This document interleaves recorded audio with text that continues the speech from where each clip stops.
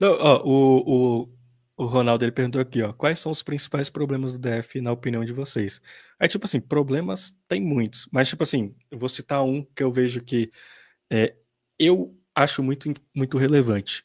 A questão da economia do DF. Tipo assim, o DF é a maior. O dinheiro que roda aqui é a questão de funcionário público. Só que eu acho isso um problema muito grande para quem não é funcionário público. Por exemplo, a economia no DF, o comércio no DF é muito fraco. Inclusive, por exemplo, Santa Catarina, Paraná, vários outros estados estão aumentando a população, certo? Aqui no DF, a gente está perdendo a população. Por quê?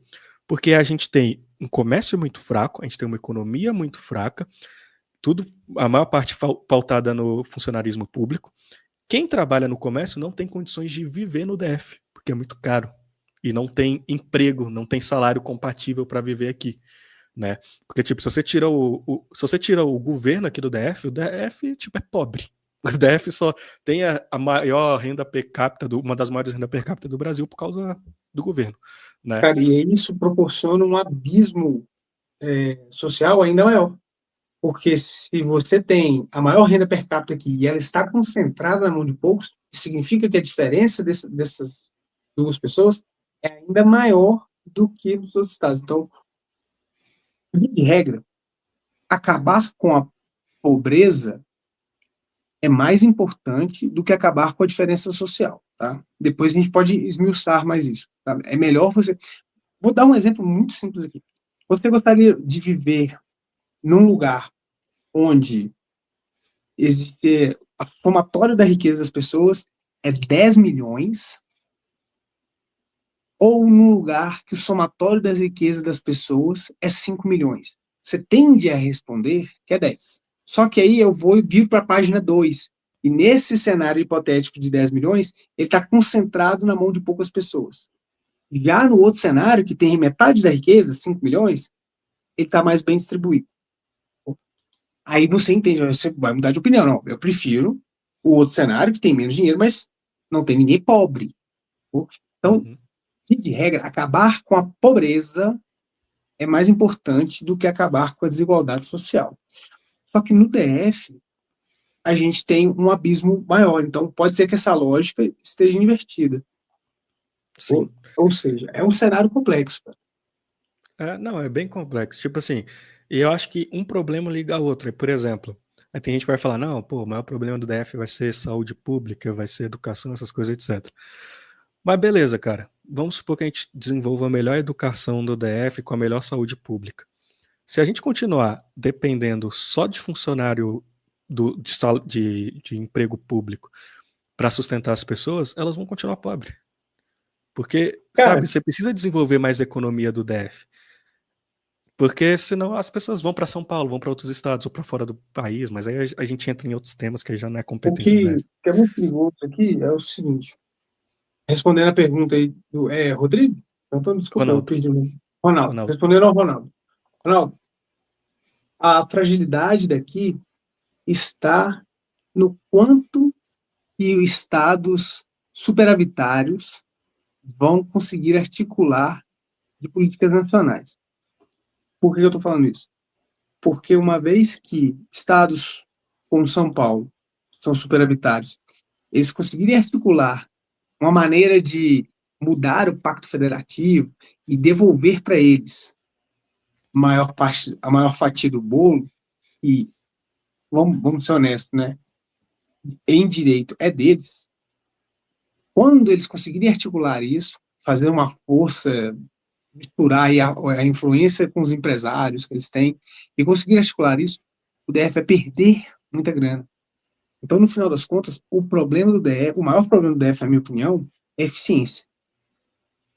Quando a gente se tornar eficiente, a gente vai voar. Tá? E aí a gente vai resolver uma série de outros problemas. Só que isso é um plano mais de longo prazo. No curto prazo, eu acho que o DF peca muito, sabe o que é? Não é segurança, é sensação de segurança.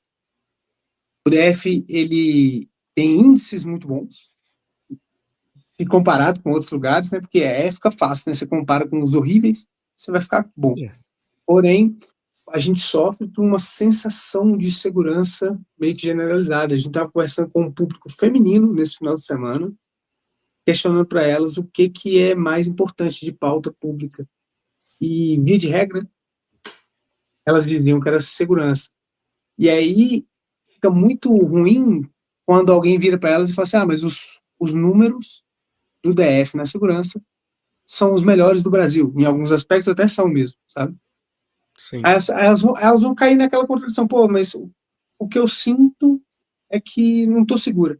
Então, o que falta no DF é sensação de segurança que vem com iluminação, retirada de pessoas da situação de rua, permitir que... Cara, flanelinha, porra, flanelinha. Esse dia eu fui estacionar lá no Eixo Monumental e tinha uma vaga com um balde daqueles flanelinhas que ficam lavando o carro. Aí eu já meio que fui manobrando para entrar naquela vaga. Aí ele veio lá de trás para mim assim, e fazendo que não, que aquela vaga eu não podia estacionar. Cara, eu já estava pronto para argumentar, só que minha mulher falou assim, não, você não vai brigar com ele, não, que não sei o que e tal. E aí realmente eu não ia brigar, mas eu ia virar pro cara e falar assim, cara, para entender isso aqui, você está guardando essa vaga para alguém? Tem alguém que você está alugando essa vaga? Essa vaga não é sua, meu. Essa vaga é pública. Tá vendo? Esse pequeno domínio do que é público, isso vai te deixando meio desconfortável. Não, tem flanelinha cobrando aluguel, cara. Eu fiquei sabendo. Tipo assim, que privatizou a rodoviária, o estacionamento ali da rodoviária, do Conjunto Nacional, aquela parte mais central. E o que tá público ainda, tipo assim, você vai chegar para estacionar, eu já vi casos de denúncia, tipo assim, flanelinha ameaça a pessoa, não deixa estacionar, porque tem outra pessoa que tá pagando uma mensalidade para ele reservar aquela vaga.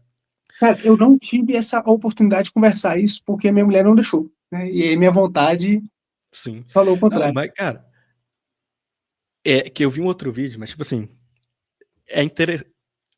Tem tanta coisa mais importante do DF, mas hoje a pauta mais discutida no DF é estacionamento, cara. Ó, absurdo. O Ibanez e a Celina Leão também tá articulando, né? Que a Celina Leão que vai lutar aí para assumir o Ibanez, o cargo do Ibanez. Ele não tá só, tipo assim, ele privatizou esses estacionamentos que já estão privatizados, mas a ideia é privatizar todos os estacionamentos públicos de Brasília. Todos da Asa Sul, da Asa Norte, setor comercial, do Esplanada dos Ministérios, privatizar tudo. Mano, mas assim, a gente é uma cidade, tem 65 anos de cidade. Sempre foi público. Eu já cansei de ir a São Paulo e, tipo assim, já tive conversa com o Uber, os Uber falando, pô, aqui é muito ruim de estacionar, não sei o quê. Aí quando eu conto como é Brasília, que eu falo, não, pô, Brasília você chega em qualquer lugar, tem estacionamento. Os caras ficam, pô, que massa, não sei o quê.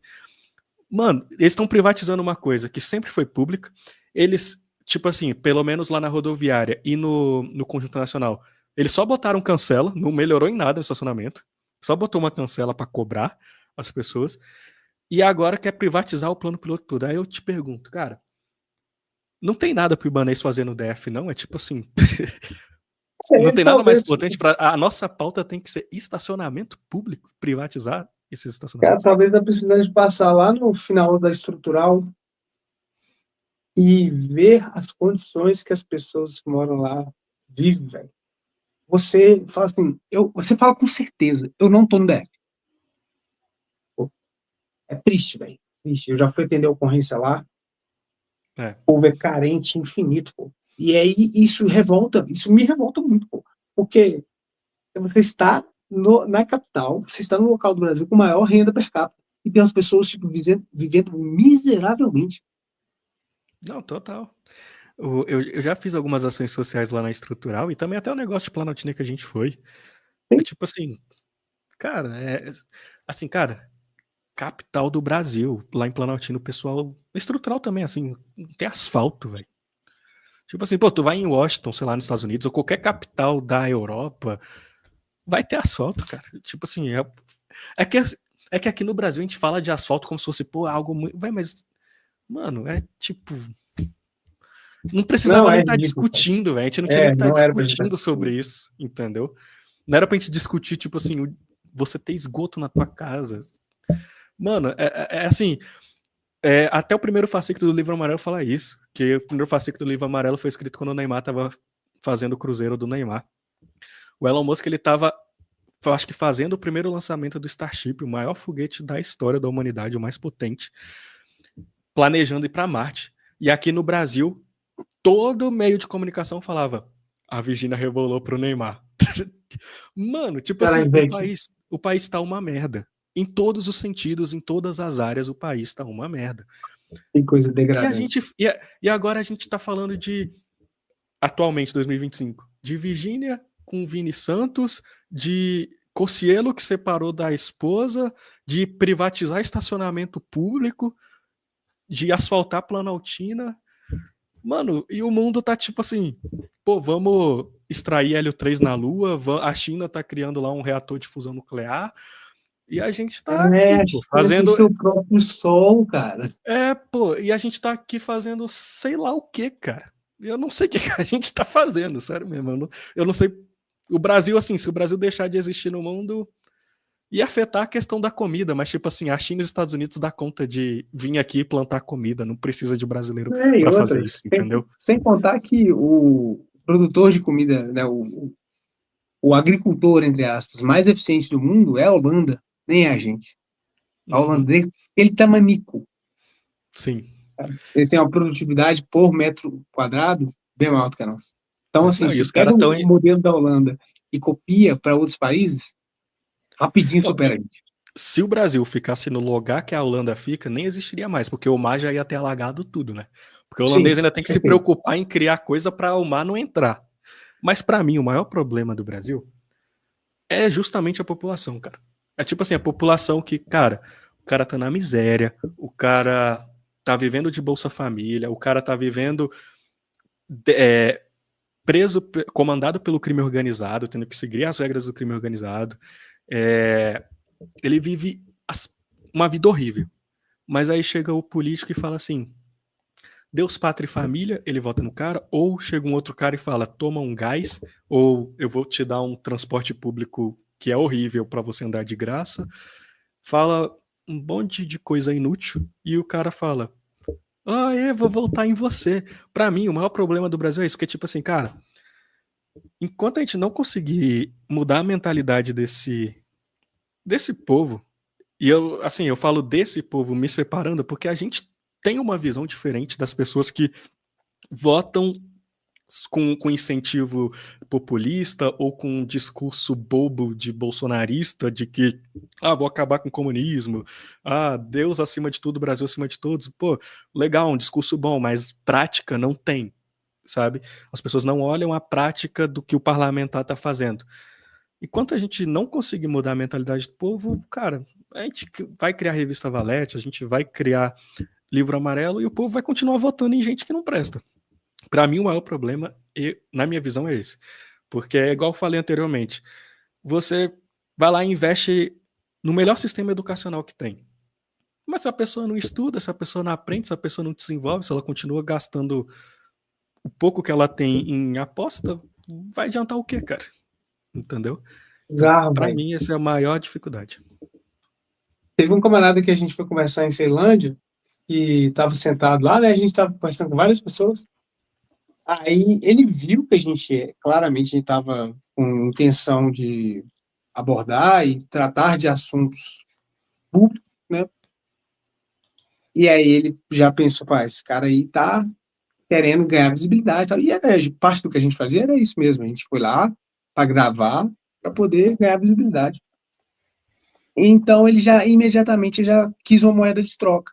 Ele já virou e falou assim: eu converso com você se você me der um dinheiro para eu jogar no Tigrinho aqui. Eu sou, meu amigo. Não é por aí. Eu não estou aqui com esse tipo de troca. A minha troca é diferente. Eu não jogo essas regras. Sacou?